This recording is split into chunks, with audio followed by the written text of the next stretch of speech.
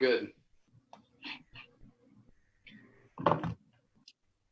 Great. Hey, Chad. Good evening. Welcome to a regularly scheduled meeting of the Waterville City Council. Before we get started, I see a flag. Remember, if we all do it at once, it's going to get all crazy. So perhaps, Matt Skian, could you lead us in the pledge? Wow, it's been a long time since I've done that. I'll help you. I'll coach you. Okay, I pledge allegiance to the flag, The flag, of the States United States of America, to the and to the republic, republic, which it stands, one nation, under God, indivisible, with liberty and justice for all. Thank you. First up on the agenda is a disclosure of conflict of interest. Are there any counselors who feel they'll have a conflict of interest this evening? Seeing as none, we'll move on to the approval of the consent agenda. Can I get a motion for the approval of the consent agenda? So moved. Second. All in favor? Question before we move on. Sure. There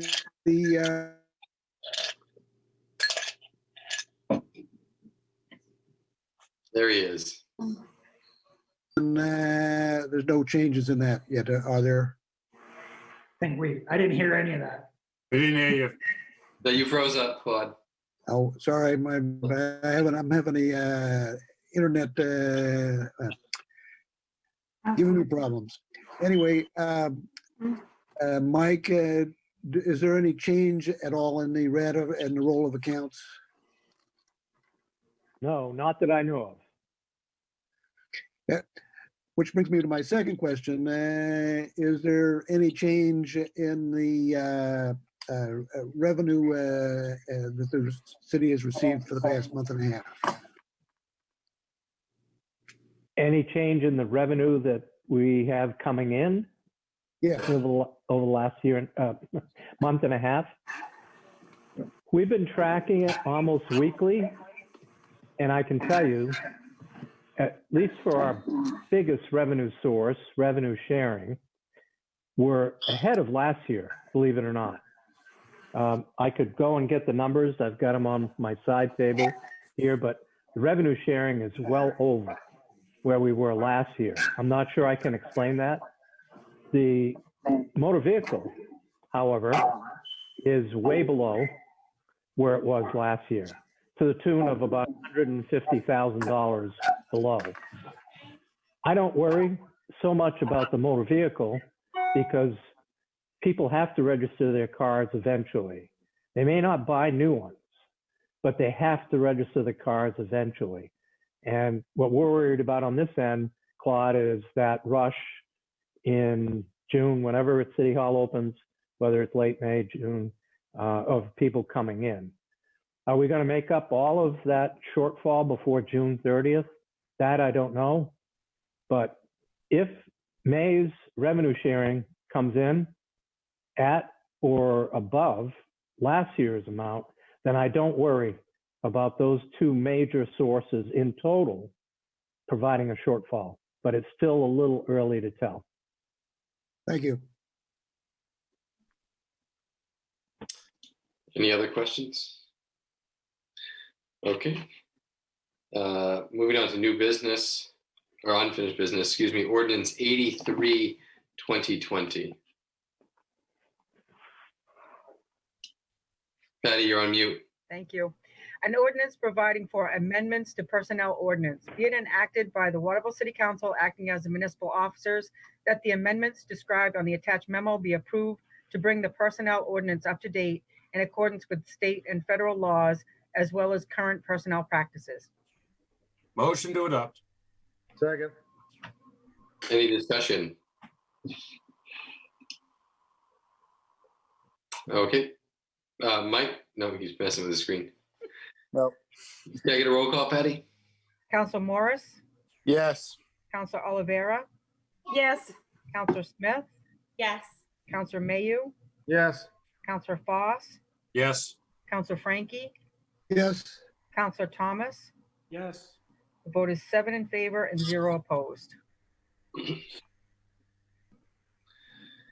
Next is new business, Resolution 89, 2020.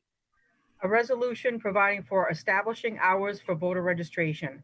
Whereas Title 21A, Maine Revised Statutes Annotated, Section 122.6 and 122.8 requires special evening hours for voter registration for 2 hours in the evening between 5 p.m. and 9 p.m. on at least one of the 5 business days before an election, unless the municipal officers establish different hours. And be it resolved by the City Council of the City of Waterville, acting as municipal officers as follows, that the City Council hereby establish voter registration hours to be Monday through Friday from 8 a.m. to 5 p.m. with no special evening hours. Move to adopt. Second. Discussion. Counselor Frankie? What provisions are we making, or is the state making, to register people in the current crisis? Well, today, as a matter of fact, we posted on the city's website a paper version of the voter registration card so that we can direct voters, if they call or request an absentee ballot and they're not registered, they can simply fill out that card and then send it in through the mail with appropriate documentation. My understanding is that the governor is looking at amending provisions that require people to register in person for the 21 days preceding an election, so that they wouldn't have to come in person. They could still register through the mail or through voter registration drives, that sort of thing. So that's my understanding. I will tell you that we registered a lot of people in March and enrolled a lot of people in March. So I don't expect a heavy voter registration need for July. Of course, November is a different animal, but we'll cross that bridge when we get to it. Patty, what when you say that send it in with appropriate documentation, what would that, is that like a copy of a piece of mail, or? They can send a copy of their ID and a copy of a piece of mail if their ID or driver's license doesn't show a Waterville address. If they've just moved to the city and they haven't changed their driver's license or whatever, they can show something else with proof Sure. of residency. So just putting this out there, so, you know, there was an article in the paper that said that 10% of Colby students were Maine residents, but I know like 50% of them have been voting in the elections. Mhm. They've all left town. If they Right. don't come back, are you being on top of if someone's like I'm sitting in New York or California and I'm mailing in a Right. registration? Yeah. So what we're doing is, if we get registrations from people that list a Colby address, I follow up with them just to say, you know, I realize that students aren't at Colby right now. Are you intending to return here in the fall? Or if you've graduated and you're not returning, then you really need to register where you're living now, if they're requesting a ballot to be mailed to somewhere else. So we're being proactive on that. Right, but I guess my point is, if they're not back here in the fall, are we going to be accepting absentee ballots from all these people from out of state? We're going to have to update their residence addresses every year. So we'll Okay. have to ask them at that time, do you Okay, have a new residence address? And if they don't have a new residence address, then they need to really register where they live. thank you. Yep.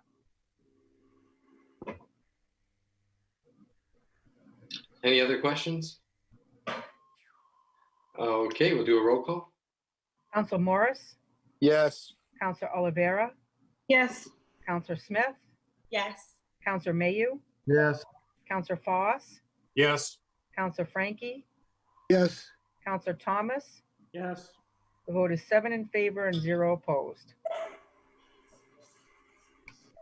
Next is Resolution 90, 2020. A Move to resolution. adopt. What was that? Move to adopt. She's got to read it first, Rick. Sorry. Oh, sorry. It's okay. Giddy I'll up. take that motion and now I'll read it. A resolution providing for designating the polling place for the primary and referendum election to be held on July 14, 2020. Whereas Governor Mills has issued an executive order moving the primary election from June 9, 2020 to July 14, 2020. And whereas colleges, including Thomas College, have closed their facilities due to COVID-19 pandemic. And whereas current suggested safety protocols require 6 feet of social distancing, or a larger polling location would be preferred. And whereas city council approval of a polling site is not required, but its support of a site is desired. Now therefore be it resolved by the Waterville City Council acting as municipal officers as follows, that the city council offer its support of using the Thomas College Harold Alfond Athletic Center as the polling location for the July 14, 2020 primary and referendum election. Should the facilities at Thomas College be unavailable due to COVID-19 restrictions, the alternate polling location will be at the Elm, 21 College Avenue. Move to adopt. Second. Is there any discussion? Question, the first whereas says July 13th, then down below it says July 14th. It's the 14th. I noticed Okay. that when I was reading it. No problem. Thank you. Yep. Anybody else?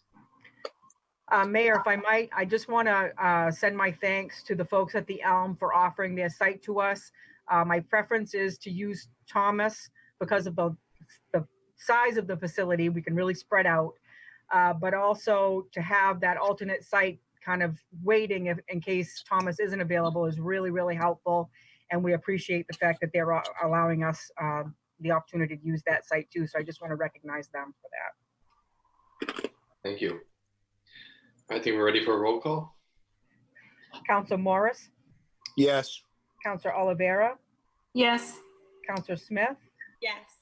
Councilor Mayu, Yes. Councilor Foss, Yes. Councilor Frankie, Yes. Councilor Thomas. Yes. The vote is 7 in favor and 0 opposed. Moving on to resolution 91, 2020. A resolution providing for approval of license agreement for emergency housing. Be it resolved by the Waterville City Council acting as municipal officers that the attached lease be approved with Thomas College so that the city will have emergency housing available for emergency workers and first responders. Move to adopt. Second. Discussion. Is there a cost point with this? Cost- Anybody? Mike? There's no cost associated with it, Okay. unless we should have to use it, and then we'd be responsible for cleaning.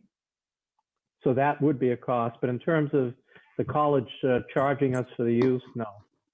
Well, it looks like it's gonna cost us $1, Mike. Well, for the use, but I think we're still responsible for the cleaning. Thank you. Okay, I think we're ready for a roll call. Councilor Morris, Yes. Councilor Oliveira, Yes. Councilor Smith, Yes. Councilor Mayu, Yes. Councilor Foss, Yes.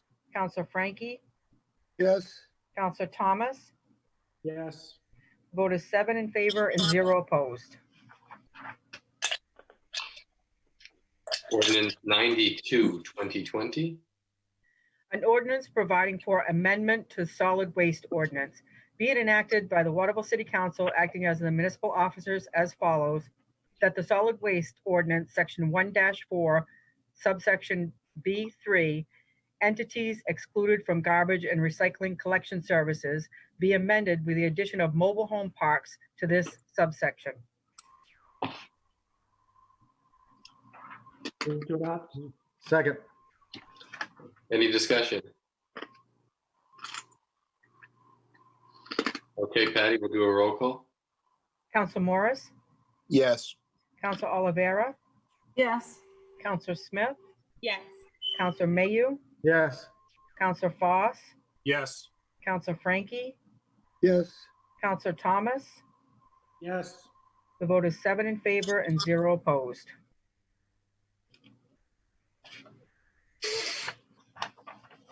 Next, resolution 93, 2020. A resolution providing for adoption of policy for access to public meetings. Be it resolved by the Waterville City Council acting as the municipal officers that the attached policy be adopted providing explanation for citizens' access to all city meetings which qualify as public meetings. Move to adopt. Second. Discussion. Rick. So I brought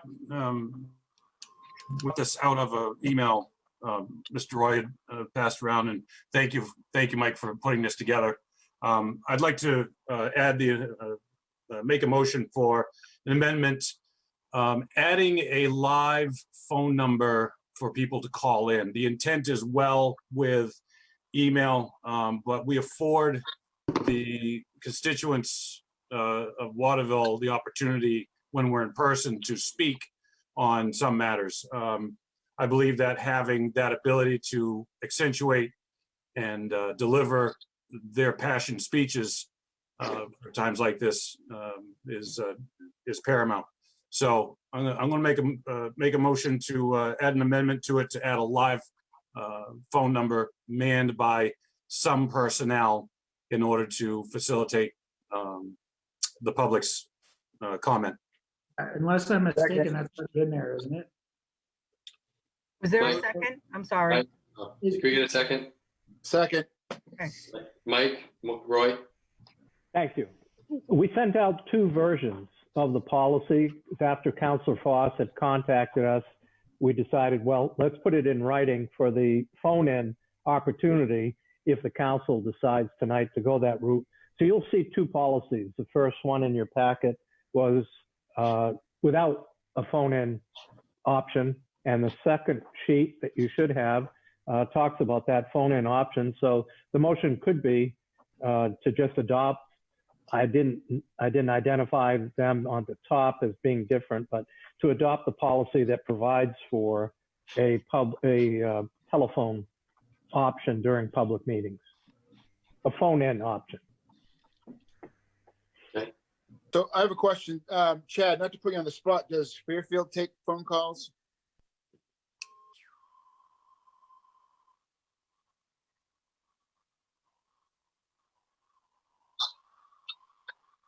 Okay. And Rick, I believe you said the school board does it, right? Yes, school board does it. I've been witness to it, and it works fairly well. Yeah. And we did talk with them about how they do it, and if the council decides to go this route, I think what we would need to have is another person besides Patty or myself to take those calls. It would be very difficult for Patty, if not impossible, for her to do that, still take notes of the meeting and handle that part. So we've got an idea about who to bring in, should you want to do that. That person would take the calls. Okay. So if someone's not watching this, then obviously they're not hearing it then, correct? I mean, there's no other way to listen to this and participate. Do we have a cap as the number of people that we can let in? And can we have the ability to have one master kind of mute the lines and then people raise their hand to speak, and then we just simply activate their microphone throughout Actually, we're not really, from what I understand, based on this policy, we're not going to open up the meeting and have a bunch of attendees in this box to have like 50 people being able to, chime in and talk at any point. I think we would mute the lines. So the only people who talk would be the councilors and the mayor. And some municipalities across the state have had issues with people kind of hijacking the meetings and doing inappropriate things during the live meetings. Fair enough. So what we've opted for is we have the live stream for people to be able to hear and view what's happening. But now to allow for the participation, we're offering the 2 options, either to email questions or comments in prior to the meeting so that we can bring them up. And the second option, if it's approved, is to have live call-in. We can only take a couple of calls at a time. If 50 calls come in on one item, we'd have to hang up and take the next call. We can only accept 2 lines at once. And basically what we were hoping to do is to have the staff person that takes the calls take down the nuance of the call and get the information to me, and then I can read the question live. Mike, Roy? Right. As Patty explained it at the end, we plan to do exactly as the school department does it. And that is, person gets a phone call, takes the question, hangs up, comes in or lets Patty know immediately what the question is, and Patty reads it or tells you what that question is. Rick? Mike, on the packet that Patty put out on Friday, can you direct me to where you are talking about with the phone option? I'm not putting my hands on it. It's, The It's first a- option right after the pink sheet, Rick. Right, there's two versions of the guidelines. It's the first. version. Oh, I see what it does. Okay, my it's apologies. underlined. Yep, Yep, my apologies. no problem. And that was modeled exactly as the way the school does it. So that's where we thought we would try it that way first. I mean, this may have to evolve over time as we go along. But I think the best thing is for us to take the call, relay that call to you, get it answered. If another one comes up, then we'll do the same thing. And We'd have see to how it goes. pause at portions of the meeting, especially the mayor would have to pause to see if there are any questions that have come in. We can wait a second or two and see if any callers come in, and if not, then we can move on if there's no questions or comments from the public. Then at this point, I'll rescind my my amendment and follow it with we should be adopting this option, this first option, with the phones. Is that a Uh-oh. motion? Chad, If it is, I'll second it. yes, it is.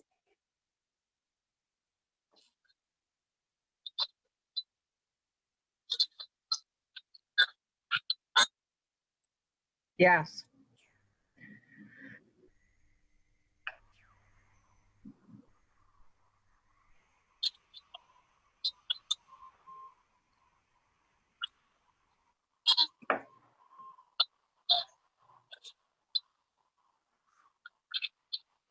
Mm-hmm. Okay, all right. Well, we'll just Hopefully we're not have gonna to, meet right we're certainly not going to deny someone that, thank you, Chad, for letting us know that. I don't think we're going to deny anyone the chance to have their question heard. So even if we have to back up, I guess, well, I'm sorry, I don't mean to speak for the mayor and the council, but we just have to back up for a minute. Well, you know, my thought process watching the school board is they've had success with it. There's no reason that we couldn't. And Chad, I appreciate your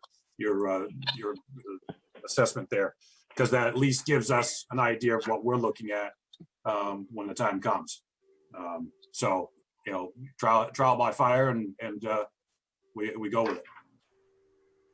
That's my opinion. Eric, did you have something? No, I was just gonna say, hopefully we don't have to meet this way too much longer. True story. Okay. So, Patty, do I need any special, I think they put, are they both in there? We just adopt picked the phone, the one with the phone policy in it. So I think that's fine because there were two policies attached. So that's Okay. the one that they've chosen to adopt. So we can just do a roll call on that one. All right, whenever you're ready, thanks. Council Morris, Absolutely, yes. Council Olivera, Yes. Council Smith, Yes. Council Mayu, Yes. Council Foss, Yes. Council Frankie, Yes, Council Thomas. Yes. The vote is 7 in favor and 0 opposed. Next, Resolution 94, 2020. A resolution providing for bid award equipment purchases for the Parks and Recreation Department. Be it resolved by the City Council of the City of Waterville, acting as the municipal officers as follows, that the city be hereby authorized to award bids to T Distributors, Fairfield, Maine, Hammond Tractor Company, Fairfield, Maine, and Brookdale Fruit Farm, Hollis, New Hampshire, for the total amount of $106,102.85. This amount will be for the purchase of the following pieces of equipment: a 96-inch wide area Z-turn commercial mower, $25,695; a 72-inch wide area Z-turn commercial mower, $17,195; 46 horsepower tractor, $51,308.85; and a commercial water reel, $11,904. The budgeted amount for the 4 pieces of equipment was $131,000. Funds to be appropriated from the FY 2019-2020 general purpose bond for equipment. Further information is provided on the memos. Move to adopt. second. Any discussion? Claude? Seems to me that we're looking at budget shortfalls in a lot of different places. And we spoke to the Parks and Recreation last week and warned them that we're tight on the budget. I quite frankly think this is a place to start saying, let's not spend money if we don't have to spend money. Eric, Well, this is bond money, Claude. So it's money we already borrowed. We can't give it back, and we have to spend it on equipment that's at the least similar to what we'd be buying anyway. So buying this equipment isn't going to have any effect on the budget. Mike Roy, Eric said what I was going to say is we already have borrowed the money, which happened last fall, before Claude came on board. anybody else? All right, Patty, can I get a roll call? Council Morris, Yes. Council Olivera, Yes. Council Smith, Yes. Council Mayu, Yes. Council Foss, Yes. Council Frankie, No. Council Thomas. Yes. The vote is 6 in favor and 1 opposed. Thank you. Thanks, Matt. Yeah, thanks. Thank you, Matt. Have a good night. Good night, Matt. Thank you. Next is Order 95, 2020. An order providing for acceptance of a Maine Health Access Foundation grant. Hereby ordered by the Waterville City Council acting as the municipal officers that the city accepts the $13,400 award from the Maine Health Access Foundation to purchase a fit testing machine for use in the fire department. And be it further ordered that the fire chief be authorized to complete all required paperwork necessary to complete the grant award, and be further authorized to expend an amount not to exceed $13,400 to complete the project. Motion to adopt. Second. Discussion. Listen, I just want to say, Chief, again, thank you. And it's another grant for another piece of equipment that the citizens don't have to pay for. So I appreciate you taking the time to research these and apply for them. You are very welcome, and we're happy to do so. And it'll be a very good addition to the department. Anybody else? Chuck and Steve? Okay, Patty, I'll take a roll call, please. Council Morris, Yes. Council Olivera, Yes. Council Smith, Yes. Council Mayu, Yes. Council Foss, Yes. Council Frankie, Yes. Council Thomas. Yes. The vote is 7 in favor and 0 opposed.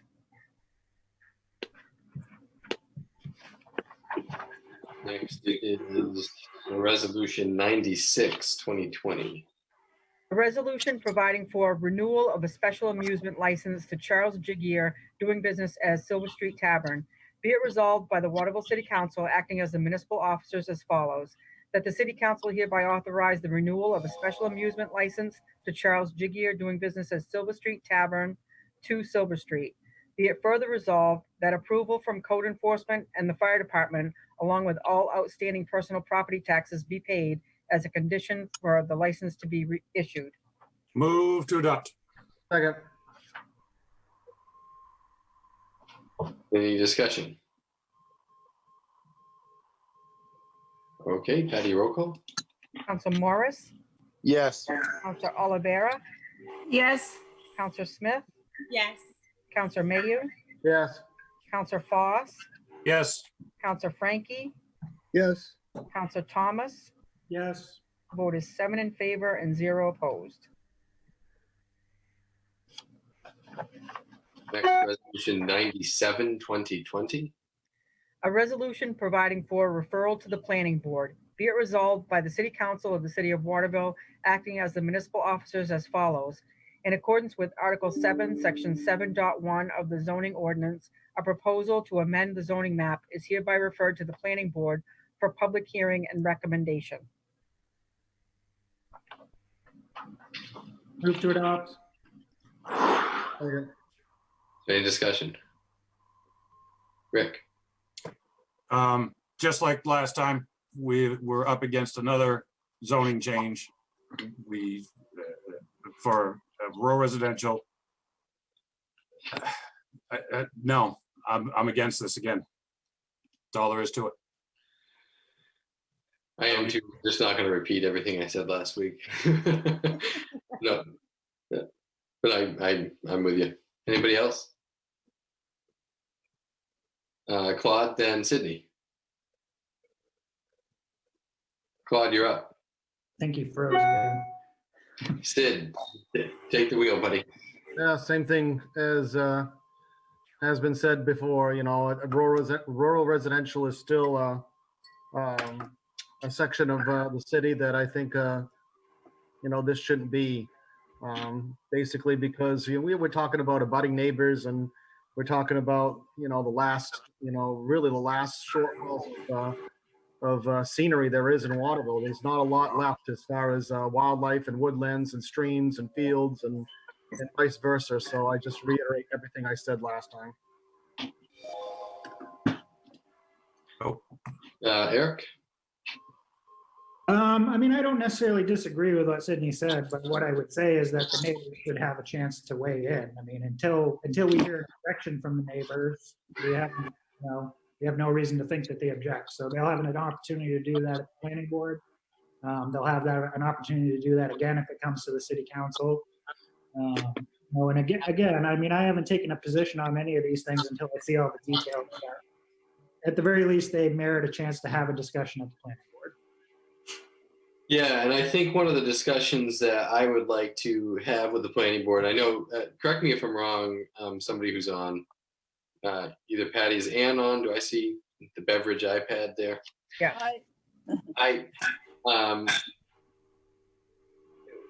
When is the planning board how are they currently meeting? Because I'd like to be able to. I need to make note that we have lost Claude. Yeah. I don't know how that affects this. So, and like, so how would because one of the discussions I think we need to have is on top of, should we change any of these? If we do, I think there needs to be a discussion about limits over how much total city landmass could ever be changed to a solar farm. I think that's part of a discussion. So if some of these parcels start to flip over, what we don't want is like, well, all of a sudden there's like 1,000 acres of solar farm. You know, so I kind of would like to build some context around the discussion with the planning board as they're looking at that. So I'm not sure the best way to do that. Well, I understand your concern, but there are 3 different solar farm developers who are buying to connect to substations, and there's a limit on the number of solar farms that can be connected to the substation. So it's not going to happen. Not all 3 of these solar farms will be built. Okay, that's very helpful. Thank you. They won't be built unless they can connect to the substation. Very helpful. Thank you. Anybody else on this resolution 98? No, it sounds like Mike is on the phone with Claude. I assume, yeah. Claude is still not back, so. He's on the way back. He hopes he's going to try to reconnect. Okay, we'll give him a minute.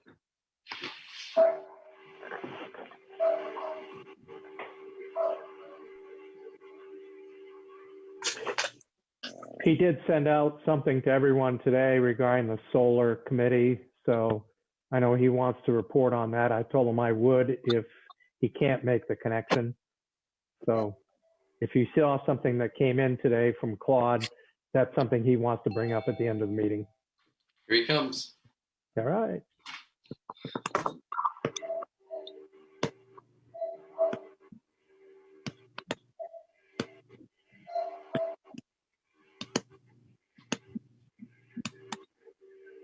All right, he's back. All right, my apologies for the squirrely internet I have. Anything you want to add, Claude? I'm not sure where we are. Still on Still the planning solar. board? Yeah, and basically I had asked a question about how to talk to the planning board about total, part building context around, could we set a limit on total acreage in general that we would dedicate, and kind of explain to me how because of the way they need to connect, that it's going to be self-limiting how many solar farms can go on anyways. So that was really what you missed. Oh, okay. I'm going to report on the solar committee in a few minutes. But I think the point that you make, that it's the connection to the CMP system is what is going to be the limit to the number of solar farms. They only have a certain amount of wattage that they'll allow into the connection. And as soon as that's taken up, why everybody else just has to wait for 20 years for a slot to open up. Yeah, thank you. All right, Patty, I'll take a roll call. Council Morris, Yes. Council Olivera, Yes. Council Smith, Yes. Council Mayu, No. Council Foss, No. Council Frankie, Yes. Council Thomas. Yes. The vote is 5 in favor and 2 opposed.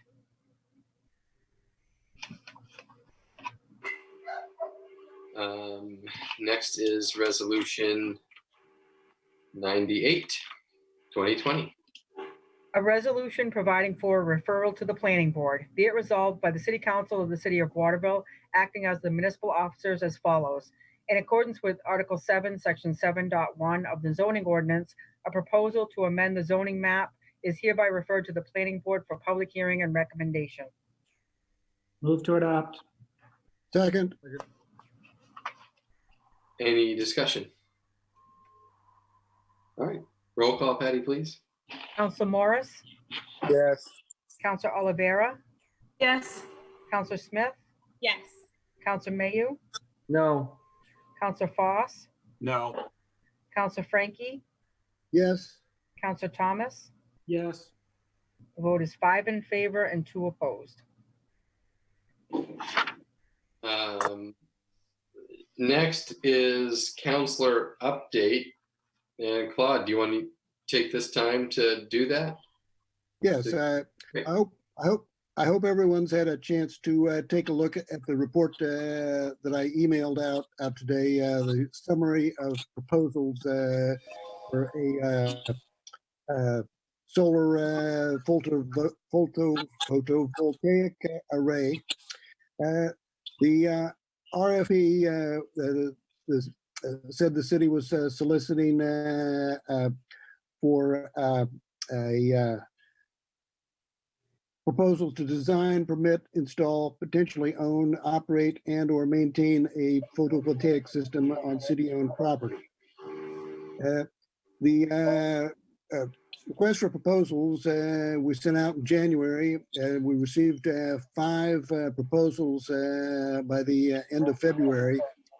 And there were the 3 main aspects to the each of the proposals. There's lots of aspects, but the 3 main ones. One is rental of city land.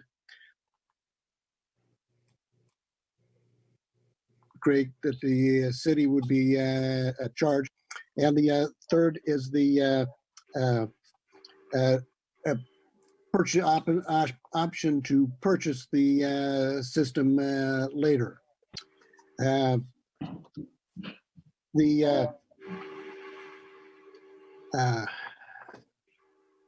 the 5 proposals, the committee is leaning toward the one by Synergy, which has the best discounted electrical rate, as well as a substantial amount of rental. Synergy is a California company. Their proposal included a provision for the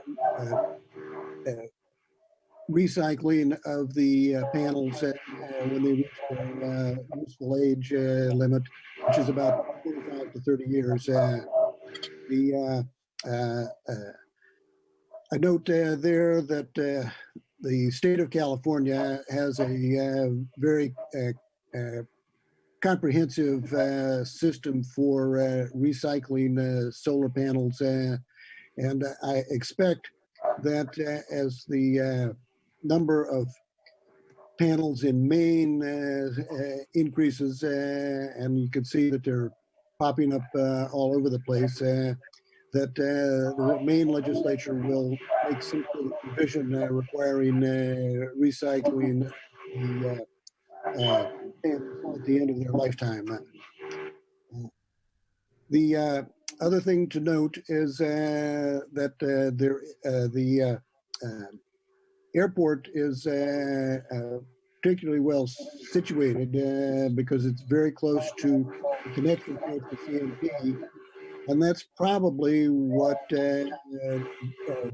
was the underlying reason for the response of so many different companies, because this is a choice spot.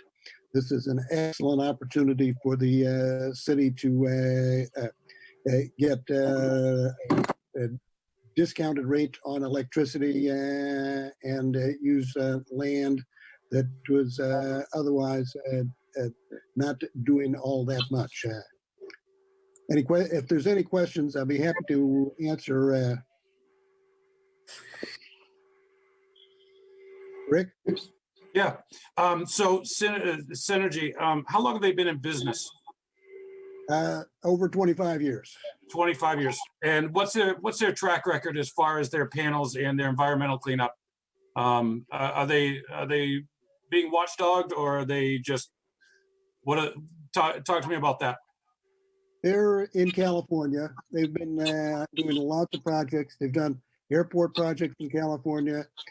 And they're, as I said, California has a comprehensive system for the recycling of expended solar panels. We will be talking to them again, the committee, and we'll bring that question to their attention and see what the response is. I'll get back to you as soon as I have that information. Okay. Anybody else? I have a council update of my own. Okay. So today I read two stories, one out of Lincoln, one out of Ellsworth, and wanted to put it out there. I just learned not 20 minutes ago that another close locality, another community is going to do the same in putting together a letter to the governor's office and in respect to opening businesses up in Waterville. Is there any discussion that we should have? So I'm glad you brought it up. Actually, Eric and I had a phone call earlier today about just this topic, and I actually talked to Mike about it yesterday, and we were hoping to have that discussion tonight. And I think it's important. I think one of the things that at least my experience has been, is it seems like right now, like what we see out there on like TV is there's these two sides of like everything's going to be shut down forever, or pardon the noise in the background for just a sec, or everything is got to be like blown wide open and we're not going to pay attention to any safety rules. I think the majority of people actually are in the responsible middle, where we realize that there's a serious situation, we need to take precautions, but we also, just as important, can't let all of our businesses be closing permanently. And we have people that I've talked to, some local business owners who are preparing their shops. They've got the plexiglass, they've got arrows in the floor. They're doing everything they can to open, but yet they're being told that essentially, the liquor store, the dog food store, barbershop, these places are essential, but you're not essential. And meanwhile, they've got bills stacking up. They got to put food on the table. So I would like it if we could craft.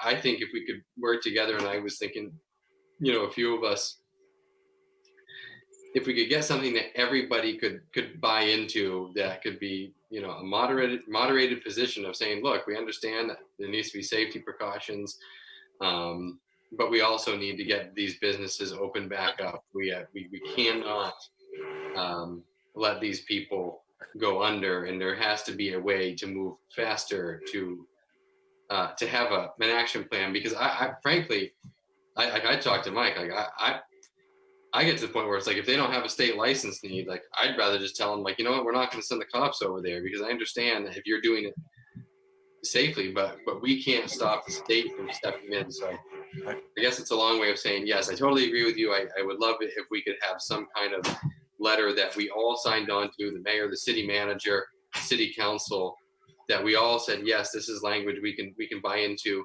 that's respectful, and I think even offering our help. I mean, I think we're on ground zero here to say we need to find a way to do this better and let some of these businesses open up. Yes. And I'll tell you further that, you know, I've got, we're trying to get the motorcycle school opened up, and we've got guidance out of California, which, as you all know, just by watching the news, they're pretty hard hit. They're not going to do anything, you know, off the cuff and just go for it. I've got guidance out of the curriculum as far as how to handle this school that I run outside, all outside. We can do it right on the parking lot. And I've sent that along to the state, and it's been crickets. I haven't heard a word. And that's why I'm bringing this up, is because I think there's everybody has learned how to combat COVID. We need the opportunity to combat COVID, you know, and start opening Maine up again a little bit more than what we've got right now. And I read the letter that Lincoln sent, and just like you had said, Mayor, it was very, very well written, very respectful. And at the end, it basically says, hey, with protocols in place that you set forth as the governor, you know, let's start opening these other places up.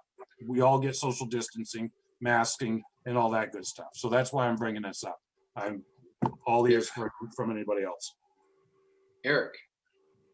I think it's certainly an important discussion to have, and I'm sensitive to this issue. I mean, obviously, the industry that I'm in is going to be the last thing to come back, and we're already starting to have discussions, you know, with other venues about how we can be involved in the discussion of what it's going to look like when concerts are allowed to come back, and we want to be involved in that discussion, because obviously you don't want somebody who has no idea how our industry works making regulations on our industry. And so I think as long as we take a respectful approach to it, I think it's an important conversation to have. I think maybe in the meantime, there is a process for businesses to petition the state. And maybe it's something where we could work with the Mid-Maine Chamber to identify businesses that might be able to safely reopen. I mean, I'm sure it's the case that, you know, this is all new, so there's no way possible that every possibility could have been thought through by the governor's office. So I'm sure they'd appreciate some, you know, some advice, some information, some thoughts about how some other things might be able to reopen safely. So I think a group of counselors, perhaps, talking to the mayor, the city manager, the chief of police, and perhaps the Chamber of Commerce could come up with some good wording. And it would be a good discussion for our next meeting. Right. We could definitely, you know, I think it's something we could have by next week. I'd be more than willing to take lead on that and facilitate getting those words down on paper, and then, you know, start parsing it out to everybody so that we can all have a buy-in and have something crafted for next week's meeting. Sid. Totally on board with everything that has been said. You know, as somebody in the hospitality industry, and 8 to 12 million people nationwide out of business in the hospitality business. You see it in the paper, you see it in the state. You know, there's so many restaurant owners that want to take the proper precautions. Everybody wants to do the right thing. It's business owners and, you know, nationwide, statewide, in our community, you know, with they're losing hundreds of thousands of dollars. On-hand inventory, they've had to throw a great part of that away. simply because they can't open their doors and they can't make it on takeout. Some restaurants are more posed and readily available to take advantage of the takeout. My industry can do that. But you got to feel so bad for the boxed in restaurants and the local eateries and the small businesses that don't have that ability to do that. And I'm telling you, I hear stories, I get phone calls. I know a lot of business owners, and it's heartbreaking to see, some of this just happening right before our eyes, because livelihoods and their staff, everything has been so compromised, and it's everywhere. It's even the retail. Yeah, I mean, we had a business this week go out of business. It's not going to reopen. There are other businesses, small business, mom and pop shops, family run businesses. These people, their bills are still mounting up. They still need to put food on the table. And it's hard for me when I'm speaking one-on-one with some of these folks. I have no answer that I can't wave the wand and make it happen.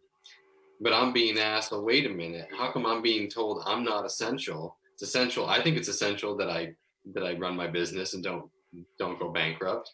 And if I can go down to Joka's, I can go, buy a bag of dog food, or I can go to the smoke shop. Some of this stuff just doesn't make sense. And I think to Eric's point, I think governor's office obviously can't think of every detail. But that's where I think the onus is on us to put forward those details of what we see here on the ground level.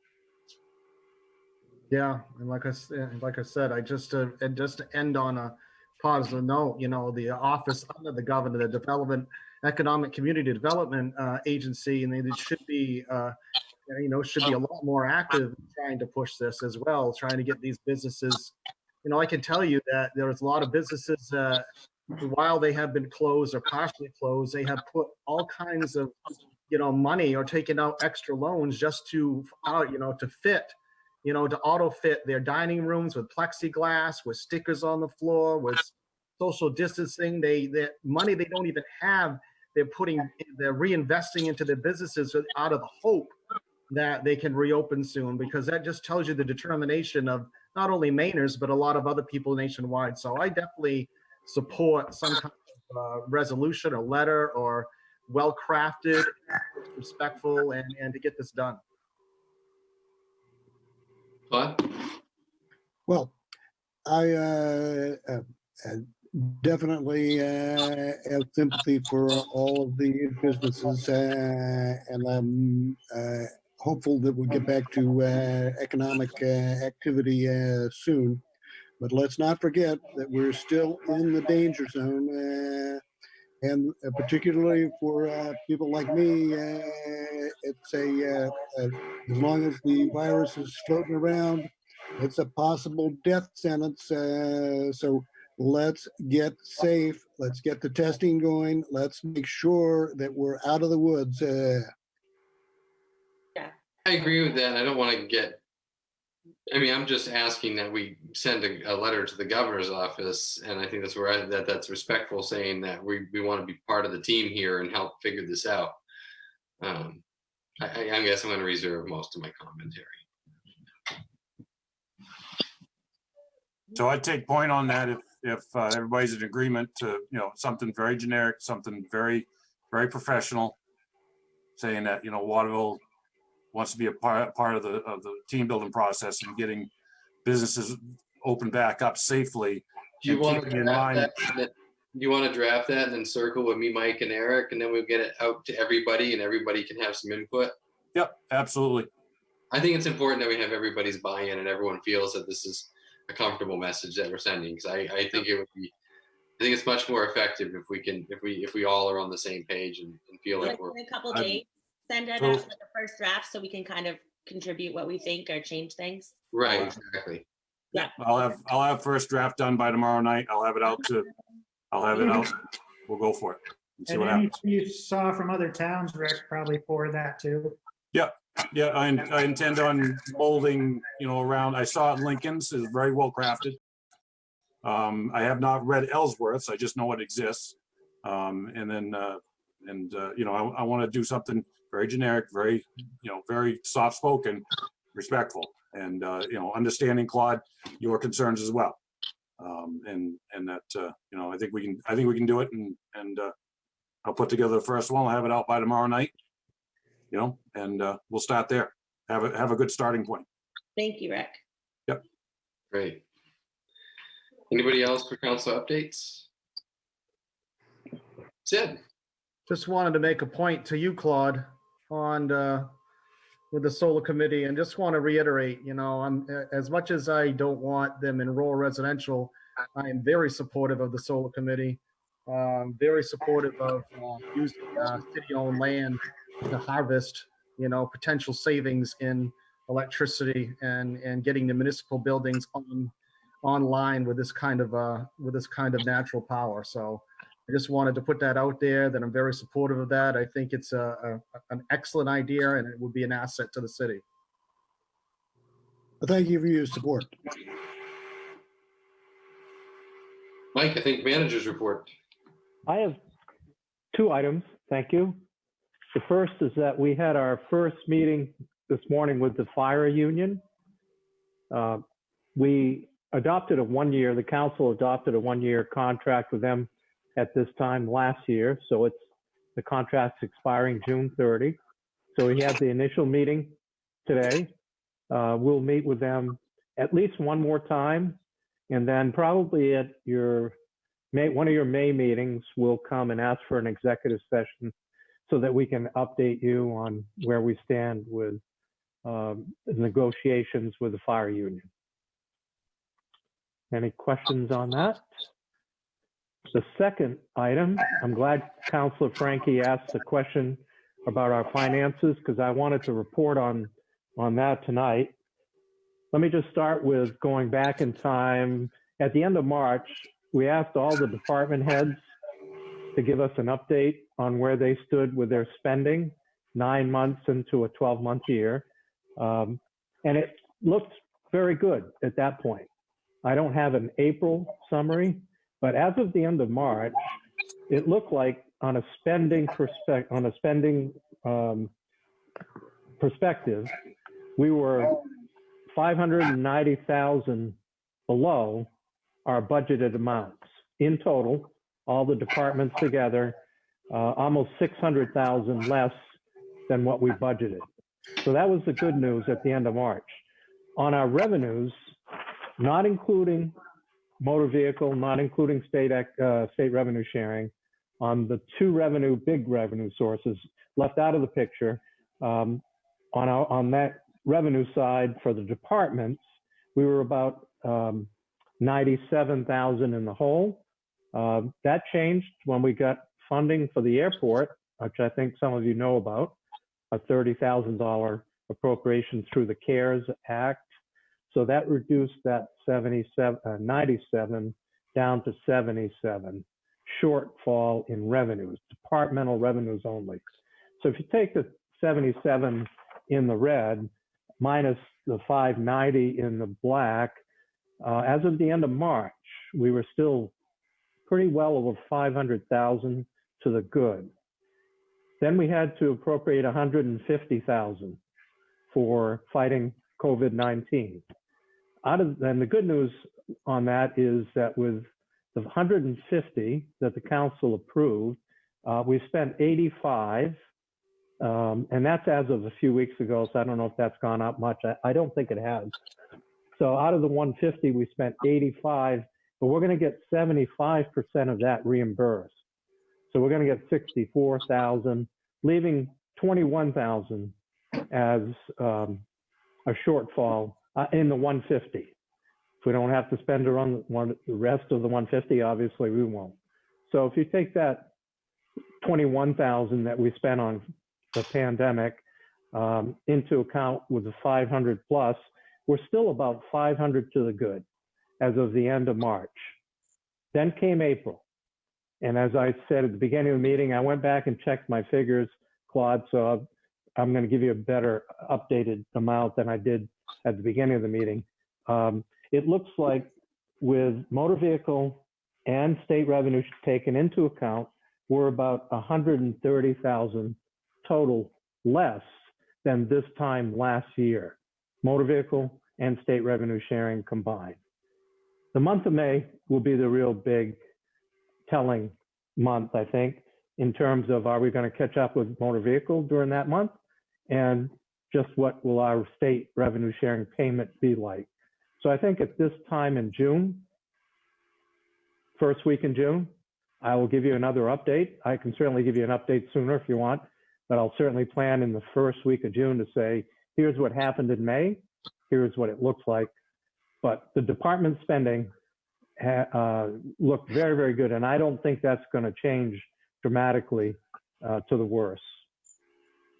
And I'm happy to answer questions about that picture. I think we just need one more month of experience so that we know.